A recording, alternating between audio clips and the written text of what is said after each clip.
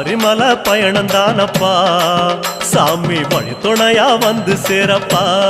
சாமி சபரிமலை பயணம் தானப்பா சாமி வழி துணையா வந்து சேரப்பா பச்சிலைய கட்டிக்கிட்டு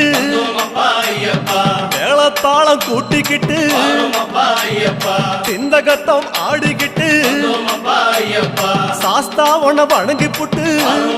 ஐயப்பா காந்தமல ஜோதியானவா எங்க காவலாக வந்து சேரப்பா